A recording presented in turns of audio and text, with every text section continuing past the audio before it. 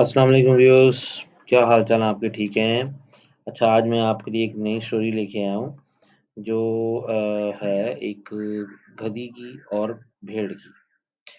تو ایک جنگل میں ایک گدھی رہتی تھی، اس کا ایک بچہ تھا چھوٹا گدھا، جو اکلوتا تھا اور بہت لاڈلا تھا اس کا۔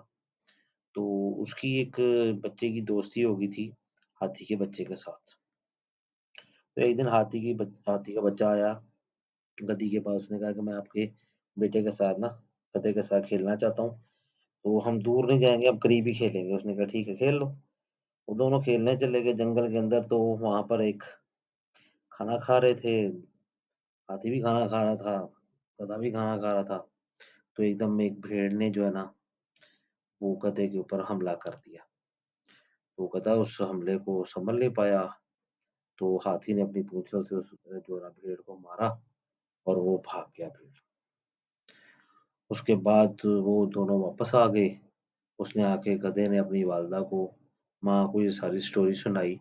اس کی ماں نے اس کو بتایا کہ ہر جانور کی نا ایک شناخت ہوتی ہے، اس کی ایک طاقت ہوتی ہے۔ اس نے بتایا کہ اگر ہاتھی نے اگر تمہارے ساتھ یہ تمہاری ہیلپ کی ہے تو وہ اپنی سونڈ کی مدد سے کسی بھی جانور پہ حملہ کوئی اس پہ کرے گا تو وہ اپنی سونڈ کی مدد سے کر سکتا ہے۔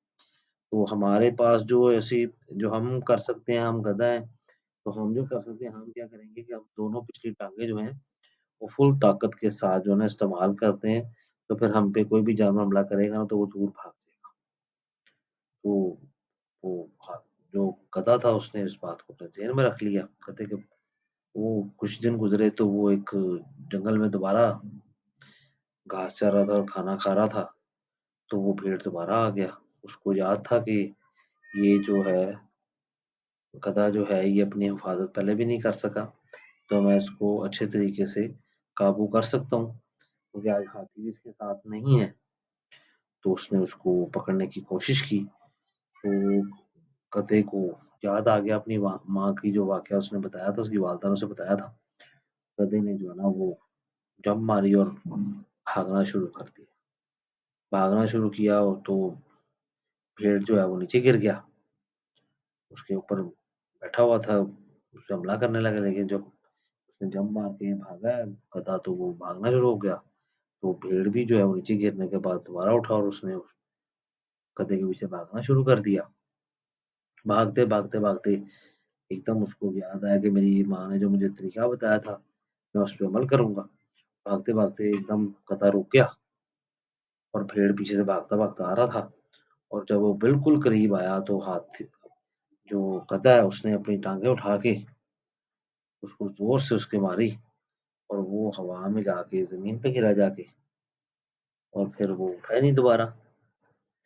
تو اس طرح پھر اس نے اپنی والدہ کو بتایا آگے۔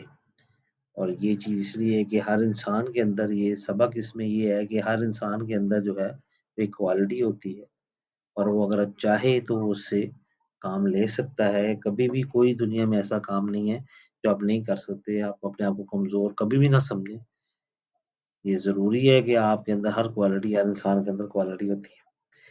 اور ویوز آپ کے لیے جو ہے مزید نئی سے نئی ویڈیوز، نئی سے نئی کہانیاں آپ کے لیے میں دوبارہ لے کے آؤں گا۔ آپ نے ہمارے چینل کو سبسکرائب بھی کرنا ہے اور لائک بھی کرنا ہے۔ تھینک یو، اللہ حافظ۔ السلام علیکم ویوز، کیا حال چال ہیں آپ کے؟ ٹھیک ہیں؟ اچھا، آج میں آپ کے لیے ایک نئی اسٹوری لے کے آیا ہوں جو ہے